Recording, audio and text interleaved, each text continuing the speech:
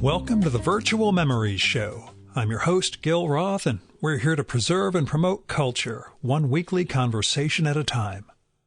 You can subscribe to the Virtual Memories Show through iTunes, Spotify, YouTube, Google Play, and a whole bunch of other venues.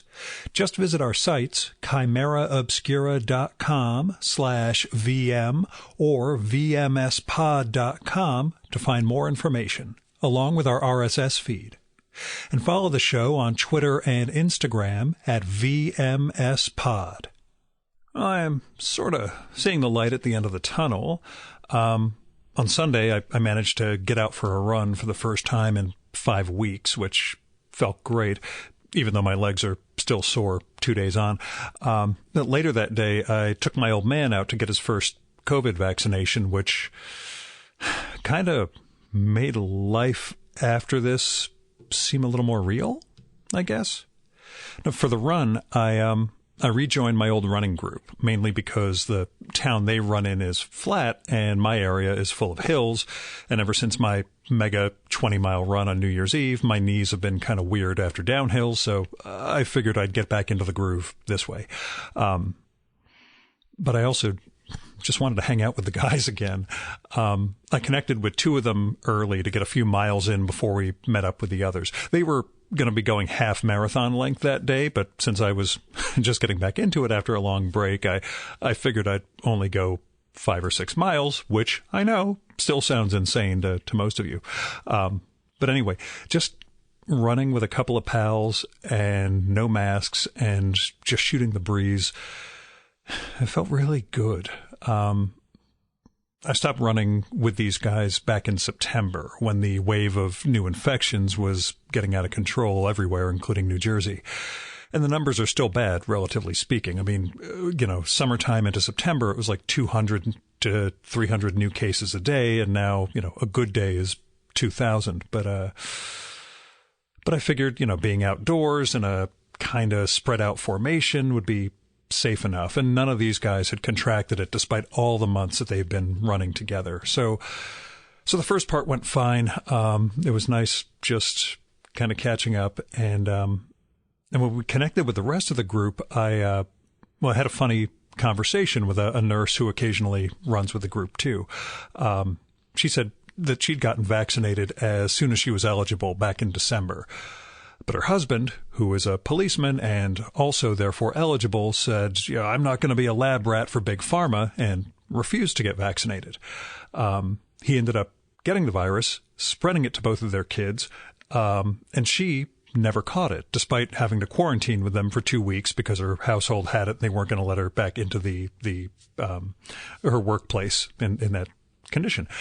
So she said, the vaccine works, and I'm still pissed at my husband, but she told us that that anti-vax mindset is prevalent among police, partly because of the, I'm macho and immune thing, but also kind of a general pervasive belief in conspiracy theories. Anyway, I'm sure most of you guys know all this. I'm just prattling on because, to be honest, this is pretty much the first in-person social interaction I had in almost 6 months, and I found it kind of illuminating. And as I said, I took my dad to get his first shot later that day, and it was weird. It was a community center. It was sort of controlled chaos, so even though he ended up actually getting taken care of ahead of other people who were waiting longer, no one really seemed to be griping about people playing favorites or things not being fair or anything. And I guess that's sort of how you have to do this, to make sure you're just processing as many people as possible and, everybody being willing to kind of self-diffuse situations. Anyway, all of that is to say I am starting to feel a little optimistic, like there's actually a future or something. Which brings me to today's guest, Leslie Stein. Her new book, the graphic memoir I Know You Rider, came out last spring from Drawn and Quarterly. But when I asked her to come on the show back then to talk about it, she just kind of said, let's get to it later on. A few weeks ago, she dropped me a line to see if I was still interested, and here we are. I'll get it right out. I Know You, Writer is about Leslie's decision to have an abortion a few years ago. But it's also, it's about more than that. That's the center of it all, of course, but it's also about what it means to be a woman and an artist in her mid-30s in this day and age. That is, she depicts not just the circumstances around her abortion, but the various people in her life and her family, and sort of implicitly contrast their careers and choices and children with the choices she's made in her life to pursue art, and not in a self-romanticizing way, but just sort of laying it out there as to what she's done without beating you over the head with it. There's a scene in her apartment where she visually demonstrates where her priorities lie in terms of art versus just about anything else. And it's utterly poignant. It really gets across, what matters in this person's life, and making art, making comics versus anything else. And this all may sound like heavy subject matter, but Leslie handles it beautifully. Not just in terms of really graceful storytelling, but in her absolutely gorgeous cartooning and watercolors. And she's grown a lot from book to book, and you can feel her assuredness in how she tells this story. We talk a little in this conversation about how there's no exposition, no narrator, no mixed media of facts about abortion and things like that. Just no thought balloons, or barely any. Just the direct experience of her character, her stand-in, herself, and in doing so, she kind of reflects how she trusts the drawings and trusts the story and trusts the reader. In a way that maybe being didactic would have been less beneficial than representing that direct experience she went through. It is crafted. I mean, the story's told in non-chronological sequence, but you get, what it meant in the moment, in each of these moments in her life. It's a really strong book. So pick up I Know You, Writer. Also, I will add, Leslie is coping with pandemia by working on a much lighter comic, which she's serializing on Instagram. It's about a band on tour in a van going across the country. Basically all the things we can't do now, playing in crowded bars and all this. It's a hoot. It's a lot of fun. I always enjoy it when she does about 10 or 12 panels at a time that she posts. And whenever it shows up in my feed, it's always this little moment of joy I have getting to see more of her work as it's coming out.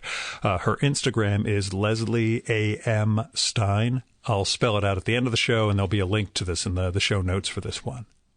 Now, here's Leslie's bio.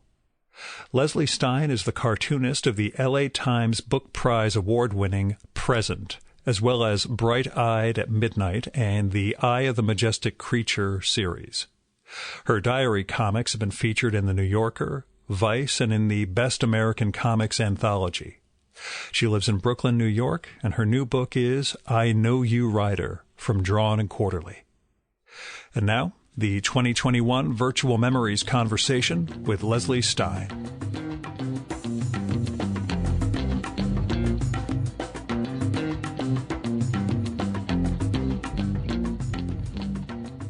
So I Know You, Writer came out a year ago, but, we're in a time warp with the pandemic. So everything is now, right? Like we're all in the same moment we were in as of last March. Yeah, almost a year ago. Yeah. So in that respect, how's the book changed for you? How's it evolved from the time it came out, knowing that, all of the book tour type stuff and those sorts of, festivals and everything else aren't there. What did that mean for you in terms of how you came to understand the book and how, readers were reacting to it? Yeah. I mean, it was definitely pretty anticlimactic, but having, that was, gosh, how many books have I done now? A bunch. So I'm kind of used to just like, all right, like get on to the next thing. Once you're doing the promotion for the books, so much time has passed since you finished it that you're already kind of on to the next thing anyways. Yeah. So, I mean, I did some Zoom talks and stuff like that. It was fine. I mean, I can't complain. And I've gotten some really nice reactions from people sending me messages that read it that liked it. So that's all I can really hope for there, Tell me, I'd never wanted to start a conversation with "tell me about your abortion." So, yeah, I know. I, as a guy, especially, I don't know an easy way of segging into the conversation. But Right. Tell me about the decision to make the book and to reflect this experience. Yeah, I mean, I think it was very reactionary because I'd finished my last book, Present, which was all autobio short stories. So I was planning on making a shift and maybe doing a fiction book after that. But I also, because I had been doing the autobio for so many years, I was really used to thinking about my life as content. So if something would happen to me, like I immediately see it in a comic scene. It's just the way my brain works now.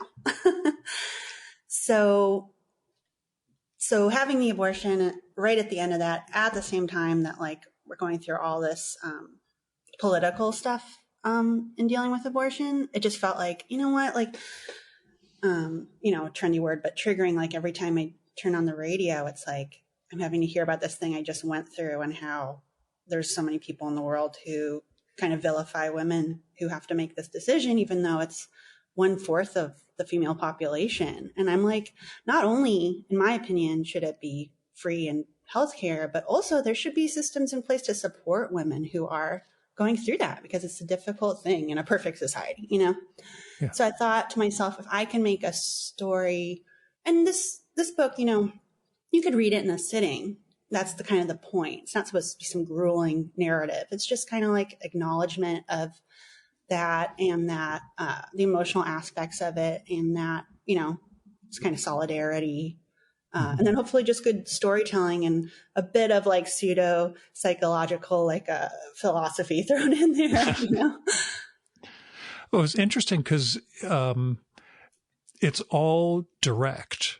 Like, I mean, we'll say your character, you in the book, we see thought bubbles every so often, but there isn't like an external narrator. There's no digressions into, like with like a book by Durf, where, you'll start to get some action, then he'll digress into a sort of essay about, the picking up of trash and where things get dumped and all that stuff. The fact that it's all in the moment and immediate, even as it's, not told in chronological sequence, that decision not to sort of have a guiding voice over it, but rather to put it right in front of the reader. How is that, given that some of your other autobio work does include some of that sort of mediation or narrative work? How'd you choose the storytelling mode, I guess?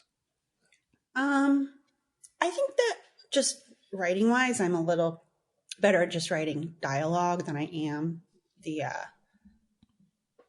prose or a narrative on top of it. So, I work with my strengths in terms of that, but also I think it's because of my love of strips and how I got into comics in the first place. If you read Schultz, there's none of that there, but he's still getting across these really interesting points, bringing things down to essentials through dialogue. So I think there's strengths to working either way, but I think for what I love in comics, I like working better through dialogue and through kind of more classic style.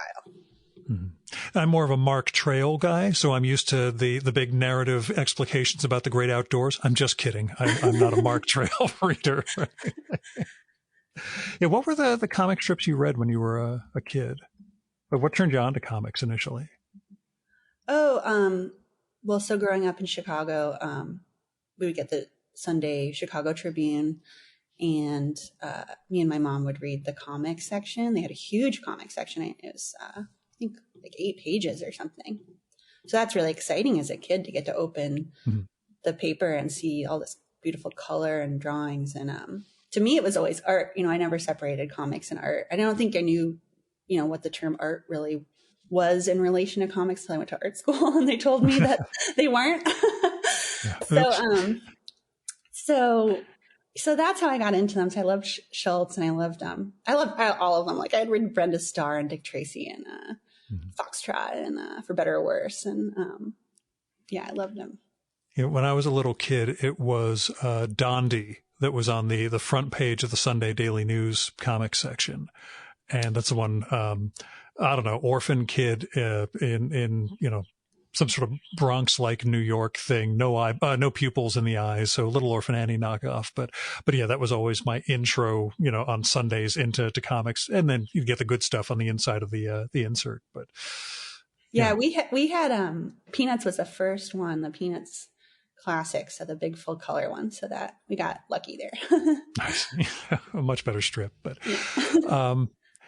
The sense of, I want to ask, in terms of like telling the story that you told, is there I hate to use catharsis or closure or anything like that, but that sense of some sort of completion in either telling the story as you told or putting it out into the public?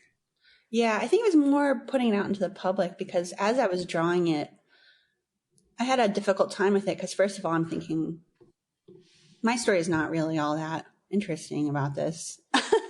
Yeah. But that's kind of the point, in a way, to make it kind of what most people are dealing with and the practical aspects. And there's other aspects going on in your life that kind of feed into how you're feeling in the moment. And just about having children in general. Like I was 35 at the time. So, both my brothers are getting married, on either side of the year, and they're trying to have kids. And like, I'm kind of going the opposite direction, and I wanted to have that be a celebratory thing, because I still am so shocked, because most of my friends are artists, so it's like I get this kind of, I'm in the bubble world, Yeah.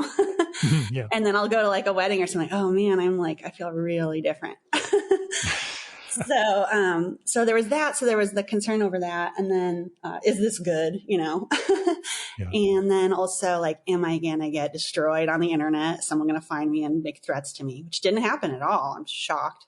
Nice. And that. So, and then I have to talk about it, now, that I've been through that, and that's kind of why I'm enjoying having the conversation with you now, is that having been through that, I feel like now I have a good perspective on what the book is. So that is kind of a catharsis in itself. Yeah, I know I pitched you for back when the book was coming out, but, in retrospect, I think you're right. Again, coming from a guy perspective in particular, it could have been even more awkward than I am now in terms of asking about it or talking about it with you, that, you've got enough experience going through, interviews and conversations. Right. Exactly. Like the first one I did, it was like terrible. Yeah. I was like, because I hadn't talked about it out loud. I just been working on this thing in my room, I mean, is it an experience that you shared with people prior to putting it on paper? No, that was the other thing. Is wow. Like, oh, crap, yeah, that's weird. This book is coming out and I have to talk to my family and tell them. And, I wouldn't have told anyone otherwise. But that was kind of the point also, is because I didn't really feel like I had anyone to talk to when I was going through all this. And then after I put it out, like, there's people in my family and all my friends and them telling me about their experiences. Like, man, I wish I knew this before, so I could have had, people as resources. Have people reached out to you, not family members, but, people who were pregnant or, otherwise, making the decision, have you heard from anybody in terms of, I read the book and, did this or that for me? Yeah. And that was the point. So that's fantastic. If that's 3 people, that's fine. But, I got some really wonderful messages from people, and I imagine there's so many more people that did read it that wouldn't necessarily write a message. I mean, I'm not someone who kind of writes authors and stuff, but so I have to imagine that I'll never hear from some people, but that they're out there and maybe they appreciated it, which is great. Just remember, that was Tom Spurgeon's big message, in life, was always just go tell writers or artists or whoever, that your work meant something to them. Just, so I'm just saying, go make the effort, live up to Tom, but, not to guilt you or anything. Cause no, I do now. But like, I think before Well, now it's different because, I got You're a into peer. comics and a peer, and also getting into comics in the 90s, like I would have no way to see any of these people that I was finding their comics at the shop. But now it's like everyone's on Instagram. Like, no, I do it now, and I do it with musicians too. I'll just be like, just respectfully say, hi, you're putting this stuff on Instagram or out there in the world so that people can see it. So it's a gift really to hear back from people. So I definitely do that in a respectful manner. It's just, how it is sometimes navigating how much to let people in is kind of difficult. I hear you. Yeah. But along those lines, you mentioned, talking to family and all that. Another tough one. How did your family respond? What did your mother think? I guess, what was your family's take upon seeing the book? Or is that something you don't want to go into because it's personal? I don't mind. Okay. Well, my mom,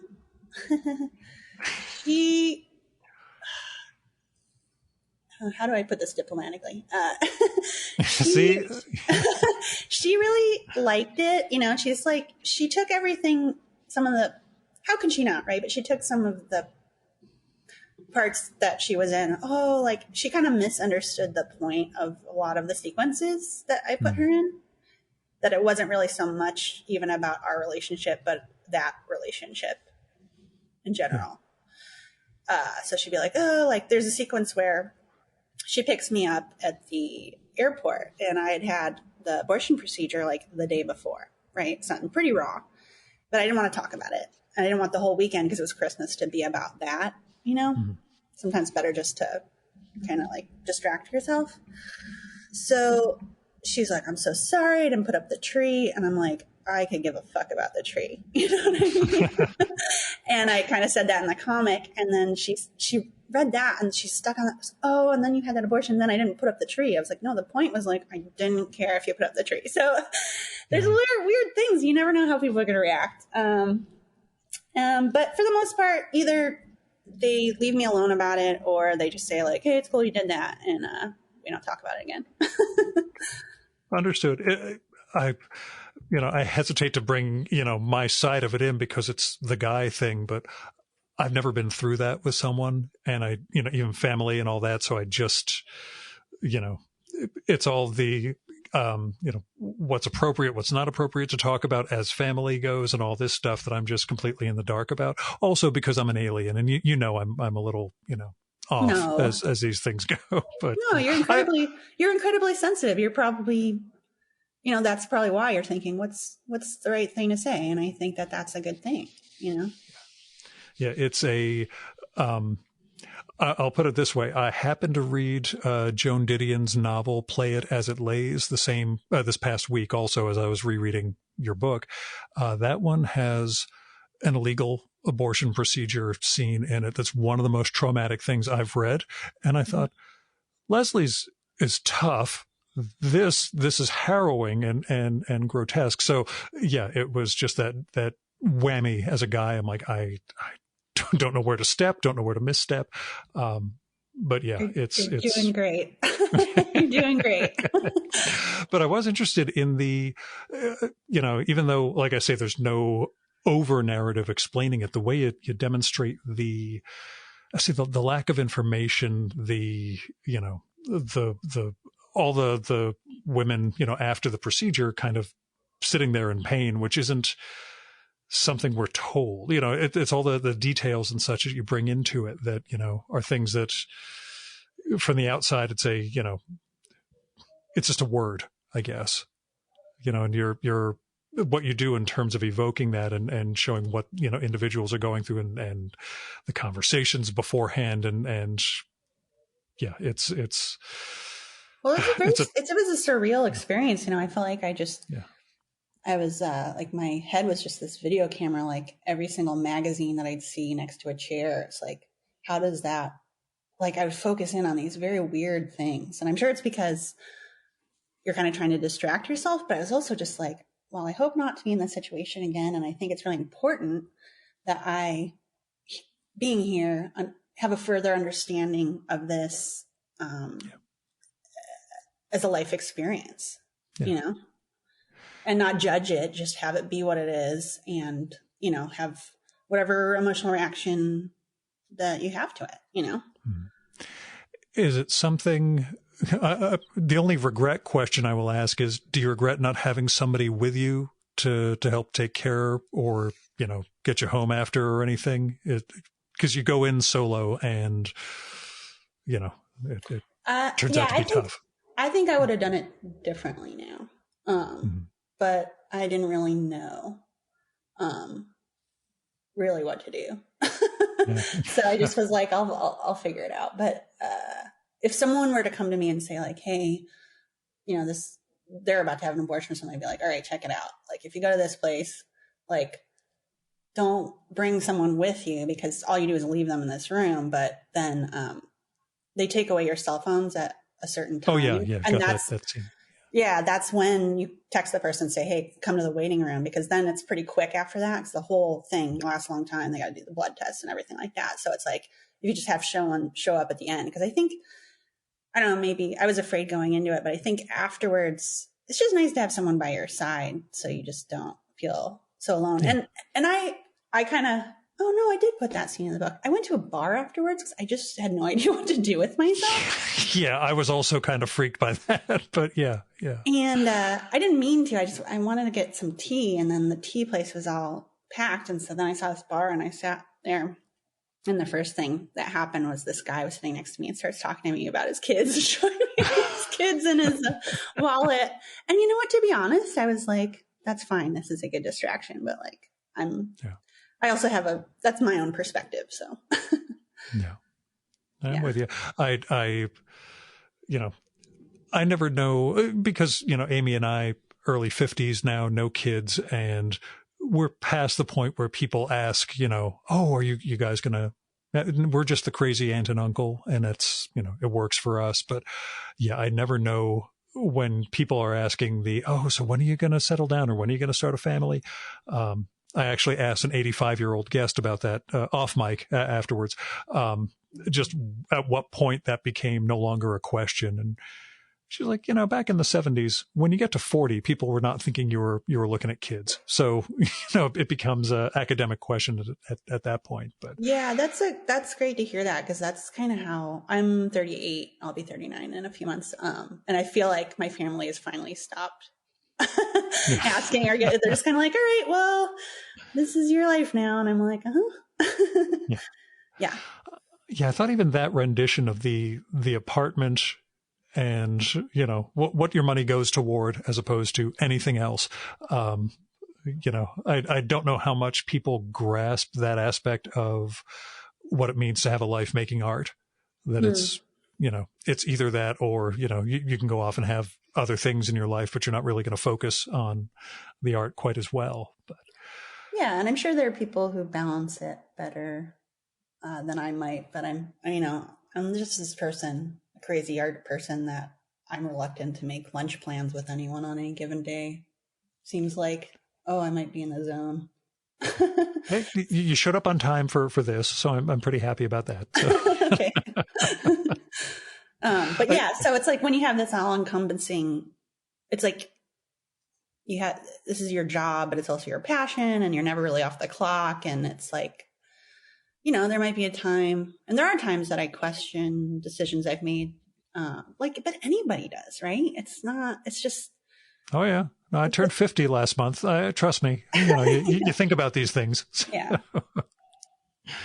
Yeah. It's, well, okay, we can get into my life regrets later on, but,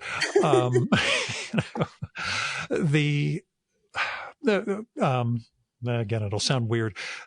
The visual representation you use of characters, the model you've gone into with memoir, those sort of, we'll say, childlike figures, big heads and little bodies, ever seem like you want to move into another visual mode when it comes to different types of stories? That said, you know, is a story like this, did you feel like that, you know, that body type, the childlike thing works with the story you were telling?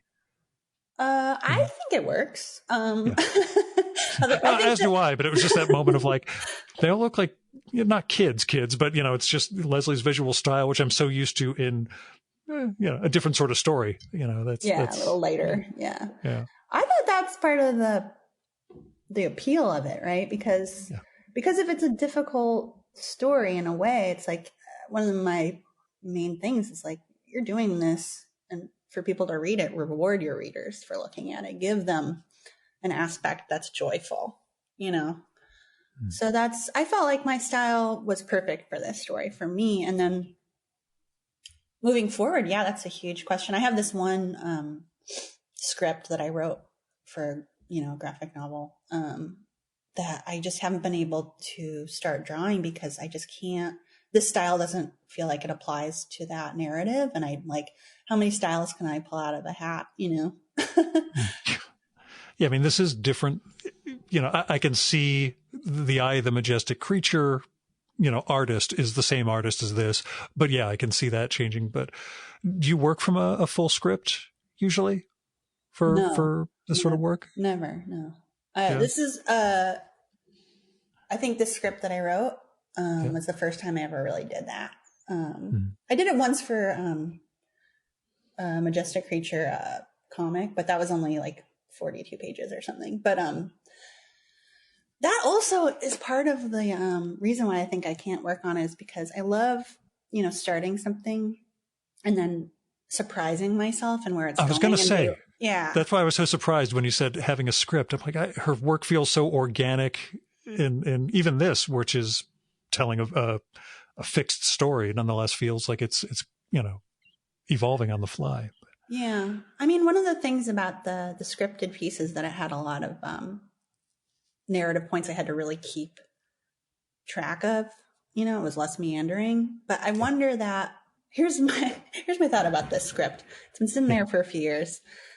And every time I go to work on it, I start another project and I go, I'll just work on that after this one. So if this keeps me going, to have that. Just to avoid it? Just to avoid it. But, I'll work on this 250-page comic about a band that's on tour for 3 weeks. Then it serves its purpose. That's kind of it's amazing to have work avoidance that nonetheless leads to work, because my work avoidance just tends to more neurosis and anxiety, but it's the reason why I don't finish anything.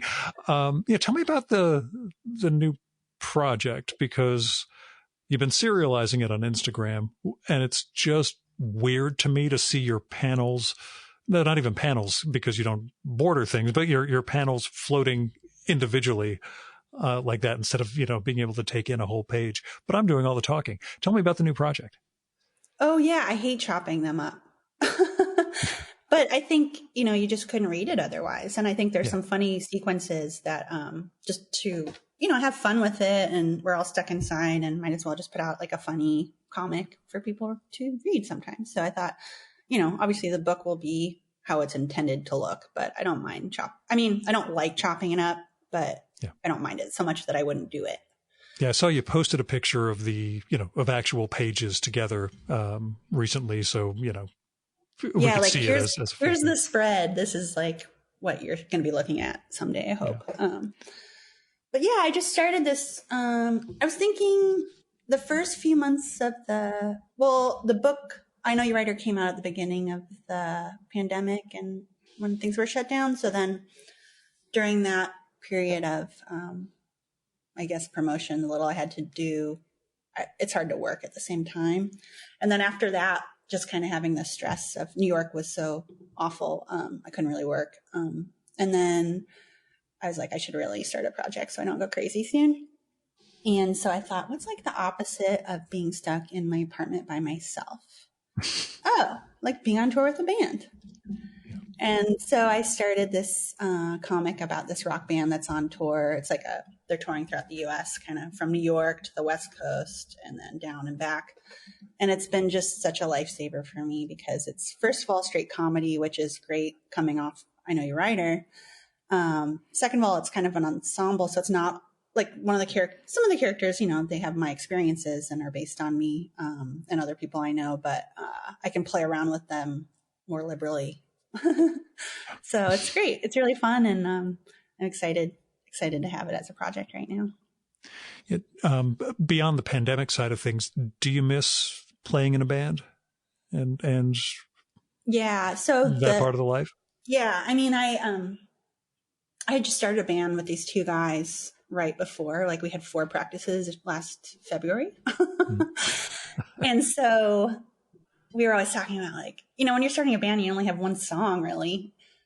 It's fun to kind of daydream about like, this is our tour and blah, blah, blah.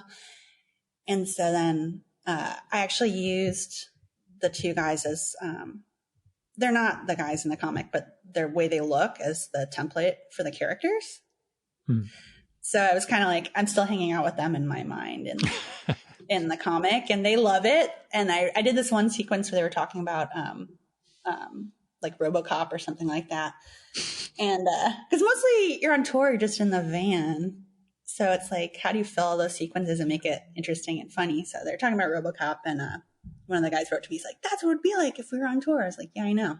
Like,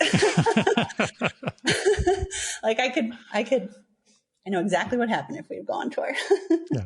Because it took me a bunch of installments before I remembered the Pete Bag sequence in Hate when Stinky and the Love, or Leonard and the Love Gods are on tour. And that was my moment. Oh, I knew I had something, a framework for what it's like being stuck in the van. But that was my moment of, oh, thank God. Okay. I didn't have a life like that. So at least, Pete Bag got to show me a little of that in the 90s. But yeah, I think about him a lot during this comic. Yeah. Yeah. And do you feel it's it works visually in terms of as you see it as full pages, it's you've got generally the, was it 2x3 sort of structure? I forget from looking at the panels and tiers that you've got set up. Yeah, 2x3. Yeah. That's correct. Yeah. And you're able to pace. I guess my question is like, what's the serialization of it help with? Is there a sense of just want to make sure people are seeing what I'm doing? Does anyone give feedback that ends up, kind of informing future pages? Is it just to give yourself a deadline to keep, making stuff so you've got something to put out there for people? No, it's just fun. Yeah. I figured that was going to be the basic thing, but you did mention my life is content, so I wasn't sure. Yeah, no, it's just fun. I mean, the writer, I didn't show one person one page till I was done with it. So this is like, everything about this comic is totally opposite of the last comic. And hope we'll see what happens after this comic. But yeah, it's just for fun. And it does help that people think it's funny. It gives me a little bit of a push, and that they all write, oh, this like made my day, So that's the nice thing. That's a nice thing about Instagram. If I have a very kind group of people following me. So yeah, it's I'm going to say the weirdest section of Writer to me is the Instagram moment. Oh yeah. Yeah. It was just again, when you mentioned my life as content, I was like, for listeners, there's a posting of the ultrasound. Is it a painting of the ultrasound that you did, or painting on it and then posting it on Instagram? No, I painted it. Okay. So I didn't know what to do when I went home, so I just painted it. And then it was actually a pretty good painting. So I was like, I'll put that up there, which was a totally bananas thing to do. Yeah, but again, you don't know it's weird until people start reacting and Right, everyone's like, congratulations, and I'm like, oh, delete. Ooh. Yeah. Yeah. It also tells me I've made the right decision in turning off notifications. Oh yes, you've got gotta do that. Yeah, phone's just buzzing again and again as people are liking your image. Yeah. But yeah, it's one of those things. I figure I'm still Porcelino and I talked about it. We're analog guys ultimately. So we can live without the having to be quite as wired in about things that we post and the feedback. So it'll be there waiting for us, I guess, is how we seem to both look at it. But. Yeah, I like to like sometimes if I make a post, I'll plan it so that I'll go on a run right afterwards, so I'm not paying attention to it, and then I'll come back and deal with the reaction to it. Yeah. Yeah, that's basically the my general strategy is I'll post this and, someday I'll check up and lo and behold, there'll be, a bunch of either likes or mean-spirited comments because, my friends, go figure. But tell me about, you mentioned how tough the pandemic's been. Well, tell me about your pandemic life. What's the year been for you? I think just the same as everyone else, just like a series of adjustments. Mm-hmm. Like for me, one of the things I try to do every day besides drawing is exercise, and then gym's closed. So, okay, now I'm a runner. And then it's winter. And it's like, now I do 8-minute plank challenge every morning. Yeah. I know that sounds like not a big deal, but like when you're constantly readjusting these tiny parts of your life, it starts, the meaningfulness of these different parts changes also. I'm with you. Yeah. And I know because you were doing the push-up challenge, right? Yeah, I was going to say Matthew Rhys, the actor from The Americans, started that, and I just discovered, I can't run this month because of I think it was knee at that point. No, it was a calf problem I had during the summer.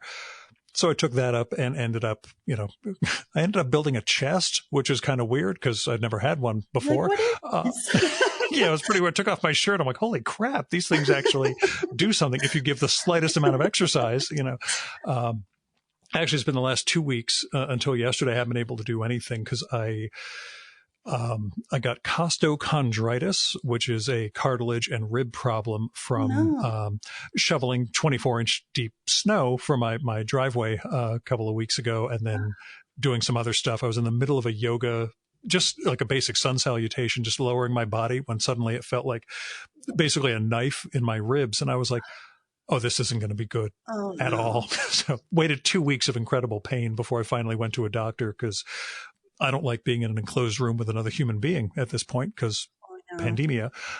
He's like, yep, costochondritis. Here's some naproxen. Here's a crazy muscle relaxant you can have fun with. And and trust me, it's a lot of fun. But yeah, I only yesterday felt like, okay, I'm going to try going back to push-ups. I'm going to try getting back to running tomorrow. So, combining that with the middle of winter with all the isolation, things can get weird. So that's why I'm sort of wondering for you, adjusting to all that stuff. You were, I don't know if you still do, but you were working in bars previously, and with everything getting shut down, I didn't know what sort of impact that had on you, both, as work, but also just in terms of interaction and getting to right. experience people. Yeah, no, I haven't worked. I've been mostly, it's weird because I've been mostly alone, like 24 hours of the day. And then every once in a while I see people, in different, like in the summer, I'd go to the park and sit near people. But it's weird. That's another thing about it is the adjustment is that sometimes there'll be a week or two where I'm fine with that. And that's kind of scary because I'm just getting used to it. But also I've been noticing like if people invite me somewhere that I don't so much get afraid, if it's a situation I feel comfortable about, people who are, being outside, I do get more nervous about just social interaction. Like I feel like it's just a muscle I haven't stretched in so long that it makes me nervous to think about being around people. Yeah. Yeah. And that's a little weird. Yeah. I can do this. I can do business calls. I can have, social calls with pals, but like I went into the dry cleaner last week for the first time in a year, and it was weird. It was like, I'm going to have a bantering conversation with the dry cleaner, but we can't really see each other's faces.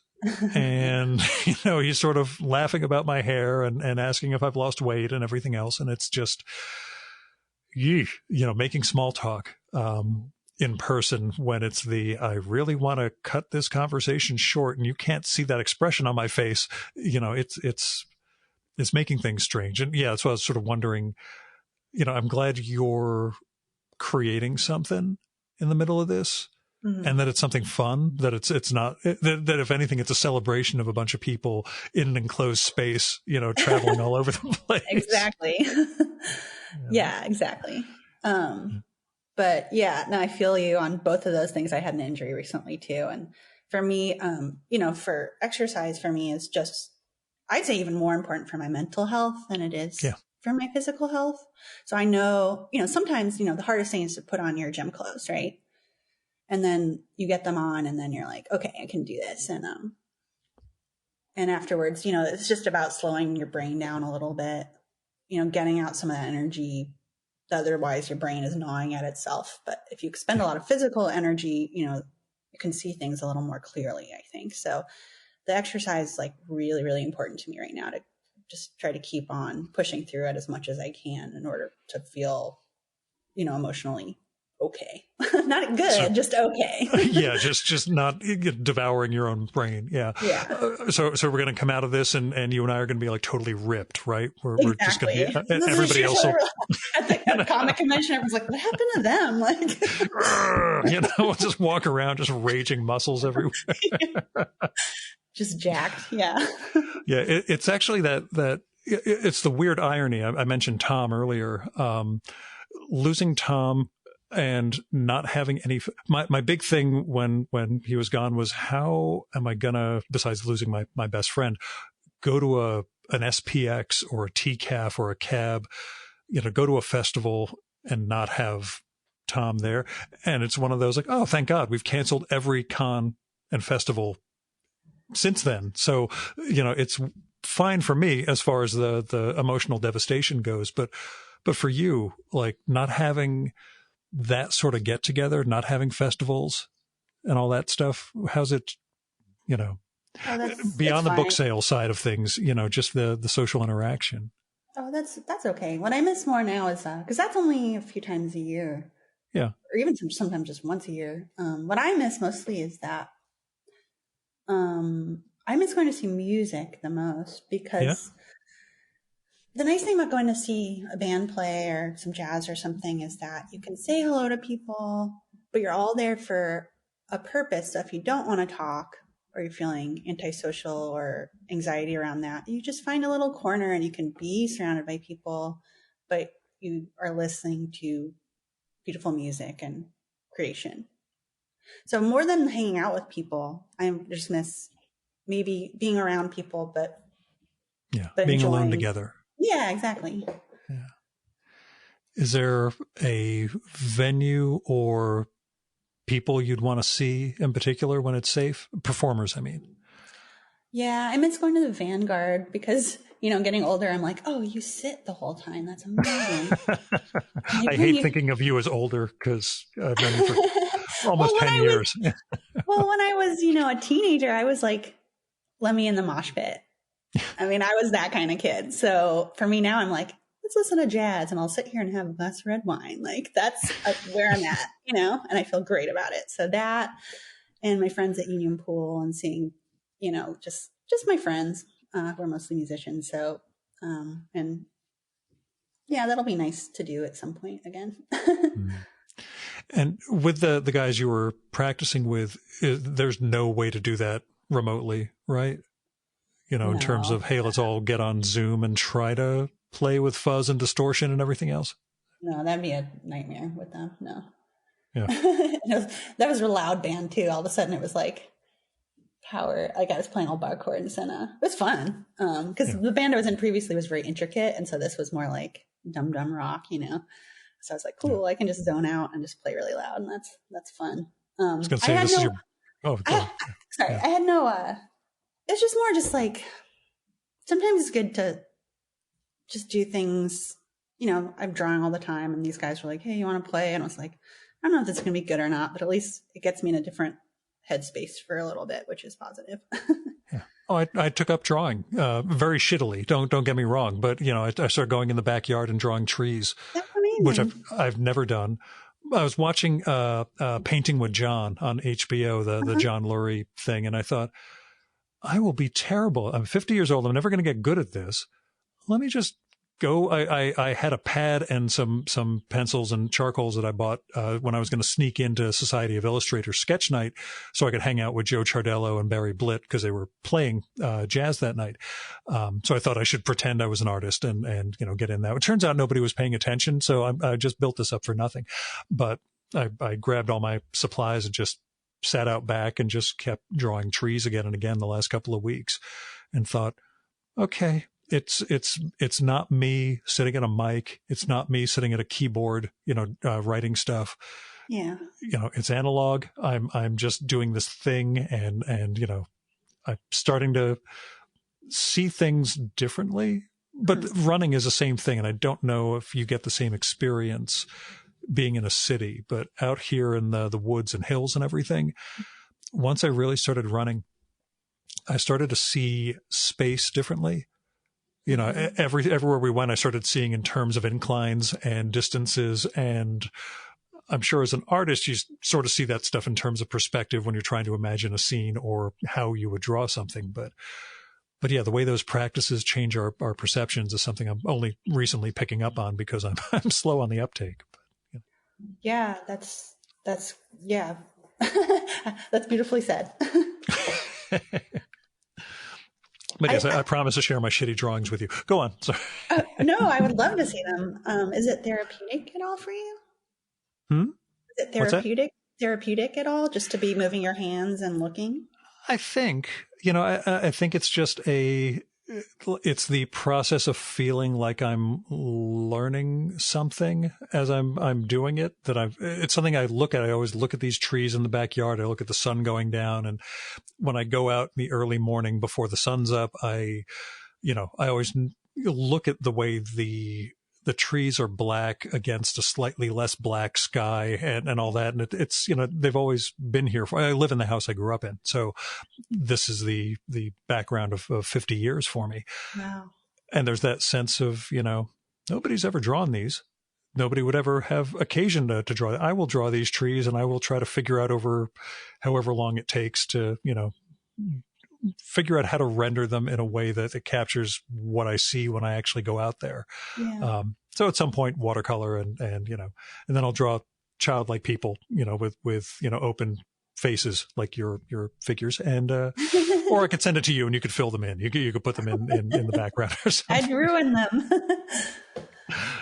It's just the trying to do something I don't normally do. The past years made us all weird, Yeah. For me, I don't see anyone. Not living in a city. Well, this is a question. Have you bumped into anyone that you know? Yes. In a long time? Okay. Mm-hmm. I don't, because where I live, that doesn't happen. Like everything has to be deliberate in terms of, you choose to call someone or someone chooses to call you or text you, et cetera. So that's one of those weird things where there's no accidental just bumping into someone things. So, I wonder what it's like in the city where there's more possibility of that sort of stuff. Yeah. Well, the last time it happened to me, I was at the farmer's market near my house, and there's a woman who sells mushrooms. Mm-hmm. And I had never bought from her before. So I was just kind of sitting there staring at her mushrooms, looking like a total weirdo because some of them I had never really seen before. So I was trying to figure out how would I cook those. And then this guy in a mask is next to me, kept looking at me. I'm like, hey, man.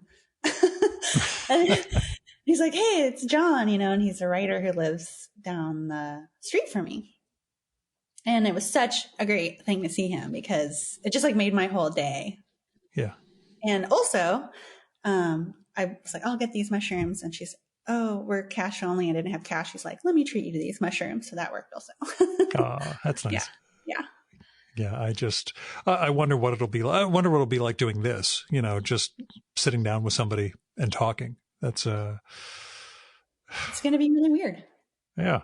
Yeah. Yeah. And is there any bartending? Have you done anything intermittently? I know there were stretches during the summer where they were opening and then closing and but has it really been pretty much just shut down for you? Yeah, I'm not going to risk that, but also what shifts there are, because I have I'm okay right now, should go to the people who that's all they have.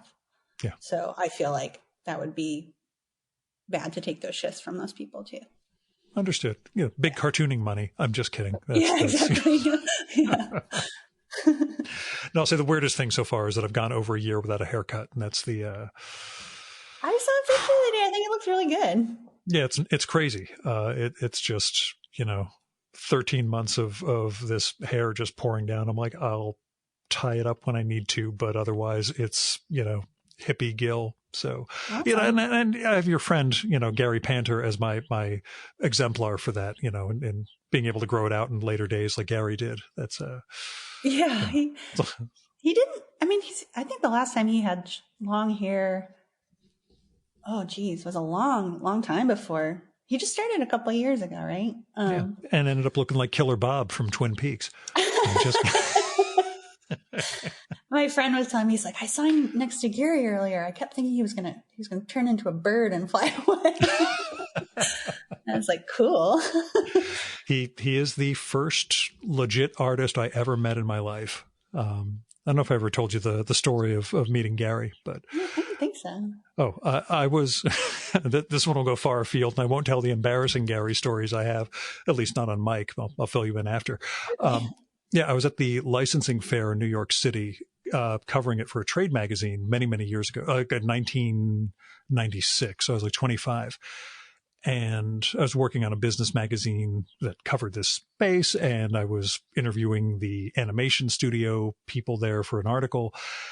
And then I just had time to walk around the Javits Center, the rest of the licensing fair. And I turned a corner, and instead of all the big booths you had for like Universal and all those guys, you had the smaller exhibitors with their properties. And I saw Gary Panter LLC. And I just blurted out, "Holy shit, Gary Panter." And he cringes like I'm about to serve him with papers or something, that I was a process server. He's like, "Well, who are you?" And I was like, "Oh my God, I'm a huge Jimbo fan," which I really don't think he was expecting to hear in that festival. So, or in that convention. Mm-hmm. So we ended up shooting the breeze for like 3 hours or 4 hours that day. I left his booth whenever, potential business came by, and then we'd get back together and shoot the breeze. And, it makes the story long, but it's by my lights entertaining. And it's the only thing Gary remembers me for. We were talking about comics, of course. And I mentioned that like the only mainstream comics I'd bought in the last couple of years were these, Marvel reprints from the 50s and 60s of old monster and science fiction comics. And he was like, "Oh man, those sound great." I said, "Well, I'll be back tomorrow. I could bring those with me if that's cool." He's like, "Yeah, would you? That's great." So I came back with a copy of the Jimbo Raw edition, which he drew in for me. And then I gave him these 2 4-issue runs of old like Basil Wolverton and Jack Kirby and Ditko and all that stuff. And he said to me, and remember, this is the first artist I've ever met, "Thanks, man, but just so you understand, I have this like pathological thing about the post office, so it might take me a while to send these back to you." And I was like, okay, not a rush. It's all right. You're an artist. I expect weirdness, I guess. And, didn't think anything of it. 2 or 3 months pass, and this envelope shows up one Saturday morning, and it's got the comics inside. It's from Gary, but the front of this big envelope is totally covered in drawings of panels from the comics in Gary style. So he's aping Kirby and all these guys on this thing. And I'm like, "Oh my God, this is a work of art." I scanned it. I've put it on Flickr and all this back when that was a thing. The punchline for this, I'm sitting there thinking, no wonder it took him so long to send this back. He was doing all these drawings. It's cool of him, blah, blah, blah. Decades later, we catch up at Art Spiegelman retrospective at the Jewish Museum. And I mentioned the envelope. And he's like, "Oh yeah, I see that every so often when I search myself online." Man, he says, "The line at the post office was so long that day." Yeah. And I was like, you drew that while you were standing in line at the post office. Yeah. He's like, yeah, that was the thing. And I was like, you'd already closed the envelope, so you're just drawing all these Kirby panels from memory while standing around bored. And I'm looking at it like it's this phenomenal work of art that you actually put time into. Yeah, I just, had to get over my fear of the post office because of all those lines. I'm like, okay, you were the first artist I ever met. This lives up to every expectation I have for, what these guys are going to be like, and that incredible facility he had for drawing. So I still have that here. I also have embarrassing Gary stories that I'll tell you off mic, but they're embarrassing about me, not about him in the slightest. But well, you have a little treasure. I mean, I think Gary sent me stuff in the mail, and even the little drawings on the envelopes, if it's just a little thing, I always keep them. Oh yeah, yeah. That's I posted a Bill Griffith Zippy the Pinhead piece of art that I bought a couple of weeks ago. My email about the podcast, and a bunch of cartoonists wrote right away with not just how much did Bill Griffith charge, but do you buy much art? What sort of things do you have? And I was like, it's a combination of things. Like R.O. Bleckman once drew a little tiny figure on a thing that he sent me, and I've saved that because it's R.O. Bleckman writing a little tiny guy. He's waving to me, So yeah, that's one of those things that just, because I can't actually make any art of my own, I really appreciate all the little things that, you guys all do as part of your throw off, I guess, kind of stuff. But, well, now it sounds like you're on your way. yeah, well, I did actually enclose a drawing of a couple of trees in a copy of my zine that I sent to a fan in the Netherlands. Oh, nice. I thought, why don't I do that? I'm not even going to take a picture of it. I don't want to know what it looks like. I'm just going to do enjoy. Here's a bunch of trees in my backyard, and send that along with my strange writings and all that stuff. So I think it's cool early that you were calling it a practice, because that's how I still think of it when I'm drawing comics every day. I feel like it's my practice. Like, okay, I'm going to do it for this many hours, or I'll try to finish this page. Seems like a good amount of work. But one of the things whenever I'm talking to, if I'm talking to a class or people who are interested in drawing comics, it's just the same questions over and over again. And one of them has to do with, like, how do you get motivated to wade through all this crappy art, and you think it's so crappy and blah, blah. It's like, well, that never goes away, but it's about a practice. You're going to hate most of your pages, but you just know that there's another page coming, so it's a practice, and your whole life you'll be practicing to try to get as much stuff as you can be happy with. But that means doing a lot of work and throwing stuff away and being okay with kind of not, because if I stopped and was like, that page isn't perfect, like I would never have one book published, Yeah.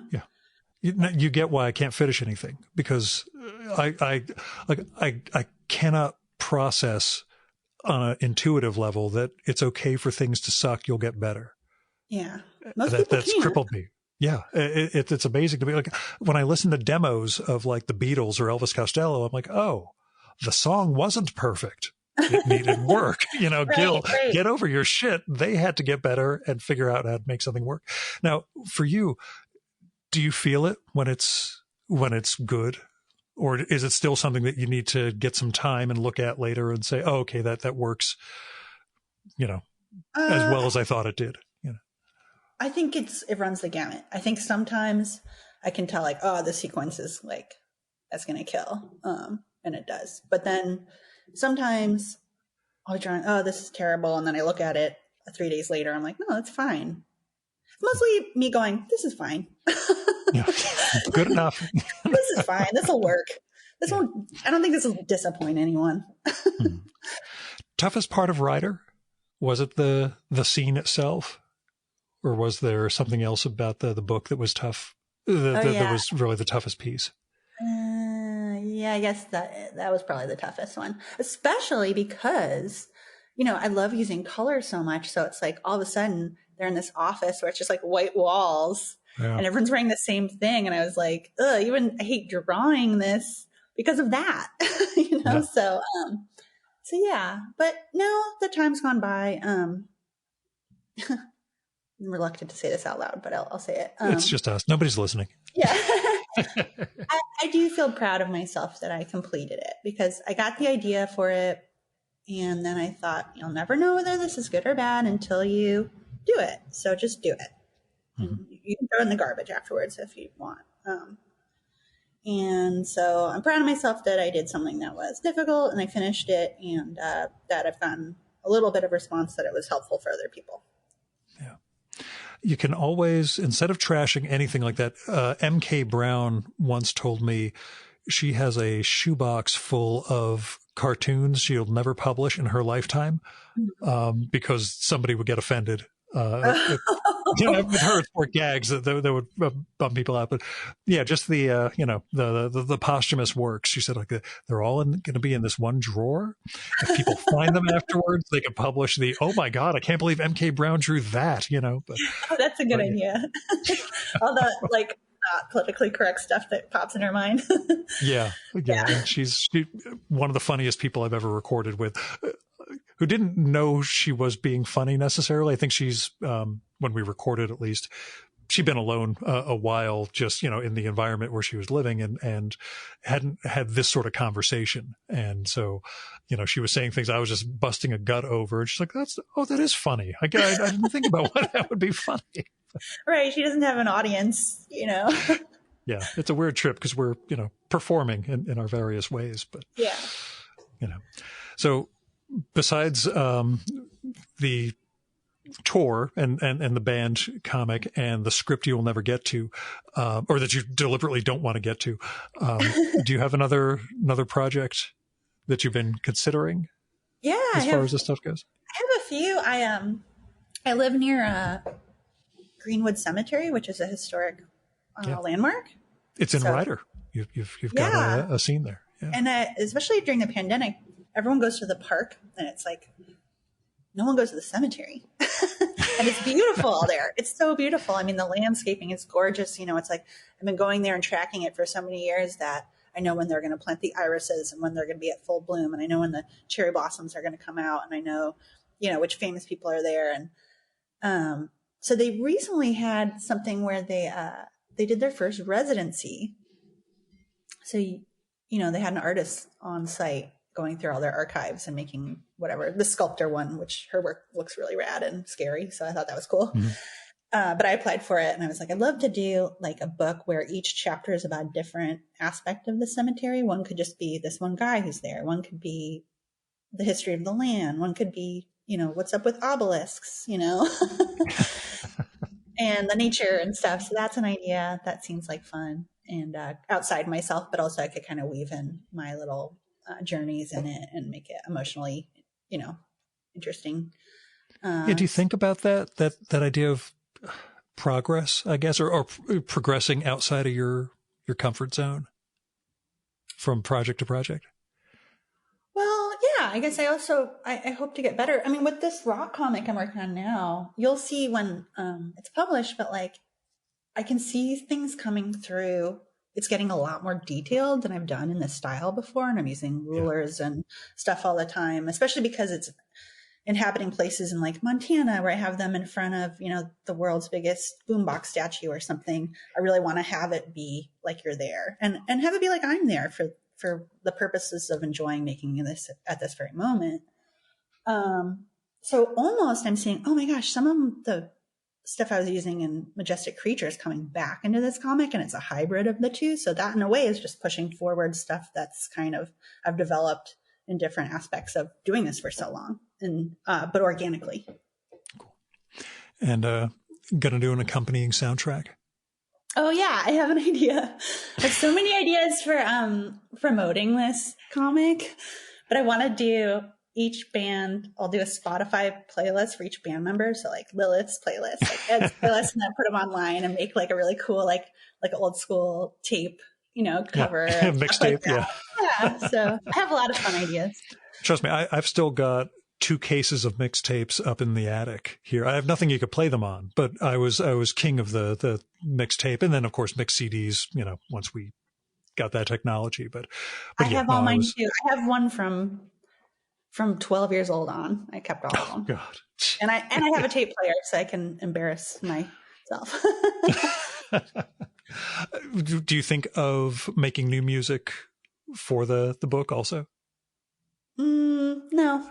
Okay. That's what I wondered, whether you'd actually like play a song or two, with, whoever to Desert Island. I'm like, hey, just so you know, looks like I'm going to do my own plug set and then sign some books. Like, no.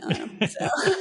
Oh, I just mean recording stuff, having a complimentary. Like I did a a show with Ryan Hughes, the British artist, writer, typographer, designer, and everything else. He did this huge science fiction novel called XX that has this intelligence that basically comes through by signal into Earth, and somebody remixes it into music, and he actually went off and did the remix of music so that if you scan the barcode on this one page in the book, it actually launches into this band's to the browser, to this fake band and their music. So that's cool. Yeah, I'm just saying, flexi disc, something like that comes along with the book. It could be a neat tie-in. But maybe you'll make like 4 mixtapes and then like I don't know. Yeah, but, have a lottery. Yeah, have a lottery. Yeah, exactly. But you sound like you're, I don't want to say well-adjusted, but you're handling things, as far as pandemic life and actually making art goes, which is better than most of us. Yeah. All you can do is try every day. Some days I fail and I can't do much, but I do try really hard every day to try to eat well, try to get outside, try to get some artwork done. And if I do all those things, I'll feel okay. But yeah, it's not easy. And so I don't want anyone thinking like, oh, like it's great, it's not. Bohemian life. She's able to do this and this. And yeah. No, it's difficult. It's really hard. But I'm trying to put my swim to shore. Yeah, understood. Before I let you go, my last question, who you been reading?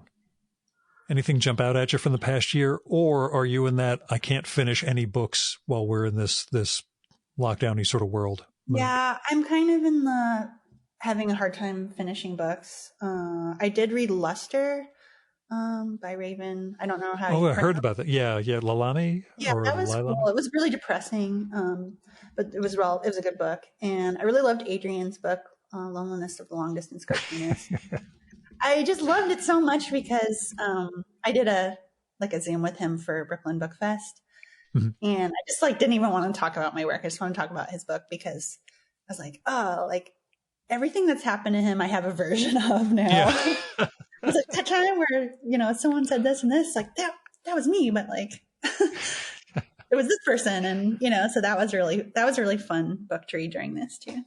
Mm-hmm. Yeah, I was going to ask whether comics have been more or less, doable for you in terms of just, sitting down, looking at a couple of panels and, not having to focus on words as much as we do with prose, I guess. Yeah, probably. I think it's always been that way for me though. But what's weird right now, and I don't want to keep going on and on, but I've noticed that a lot of people on my Instagram now that kind of had different things they were doing over the few years, they're all doing kind of these self-helpy kind of comics. It seems to be kind of a trend. I haven't seen that, but I believe that, that because we're just so focused on our own well-being at this point, I could see hey, let me try and share, X, Y, and Z. But yeah, it's interesting because I'm I already did that, Yeah. So I'm now I just want to make something funny, but I thought it was really funny. It was maybe there's part of me thinks maybe I've been in this kind of lockdown existence in one way or another for a long time. Oh, I refer to this whole thing for me is unleashing my inner cartoonist. That's what I refer to as not going out or seeing anybody. Yeah, most cartoonists laugh, but they admit that, yeah, my life really hasn't changed that much. Right. You're alone all the time. I've thought that over the years too, because there will be days and weeks if I'm not working where I don't really see anyone and I'm just working all the time. And man, most people wouldn't handle this life very well. No. So it's funny. Yeah. In our case, I get out and walk the dog. But Leslie, I you call me Les. I don't want to seem so familiar that I call you Les, but but thanks for coming on. I'm glad, like I said, that we put this off from last year, partly because, again, you needed to work through publicity for Ryder to be able to talk about it, partly because by May of last year, I was still pretty weird. We were all in that adrenaline mode also. So, I'm glad we got to talk now instead. Yeah, I think this was a better conversation given both of our mental states. Cool. Thanks so much for coming on. Okay, thanks, Gal.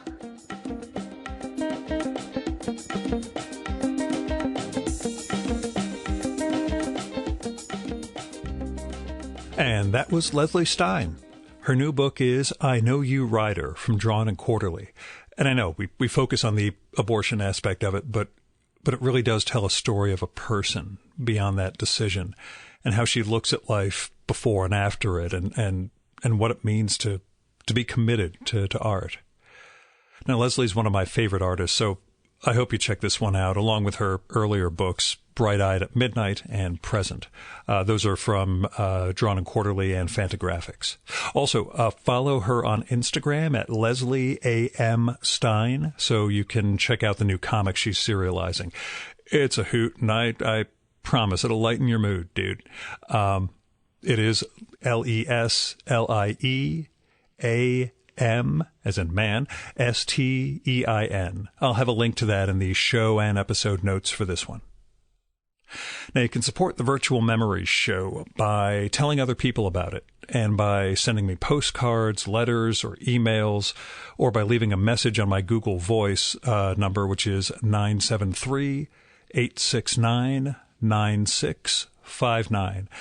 And when you do that, however you reach out, just tell me what you like, what you don't like, who you'd like to hear me record with, what movie, TV show, book, music, whatever you think I should turn listeners on to, or just tell me how you're doing. That's the sort of stuff I could use. In the past, I would ask for Patreon or PayPal assistance, but really, don't give me any money. I'm doing just fine with work and everything. If you do have money to spare, then I really hope you'll support individuals and institutions in need. You can find people through GoFundMe, Patreon, Kickstarter, Indiegogo, whatever.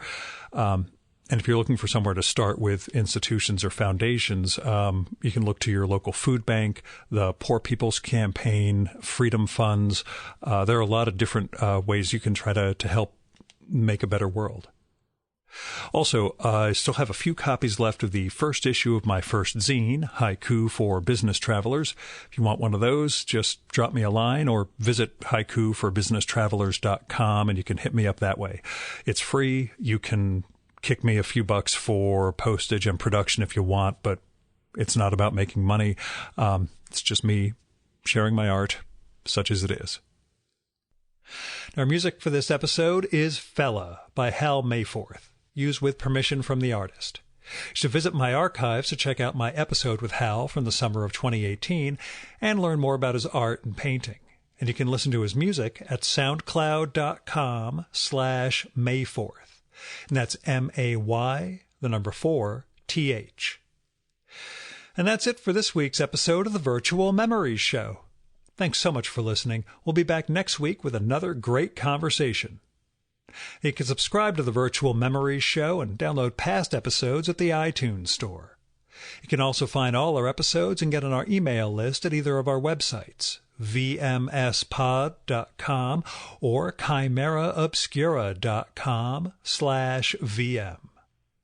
You can also follow the Virtual Memories Show on Twitter and Instagram at vmspod, at virtualmemoriespodcast.tumblr.com, and on YouTube, Spotify, and TuneIn.com by searching for Virtual Memories Show.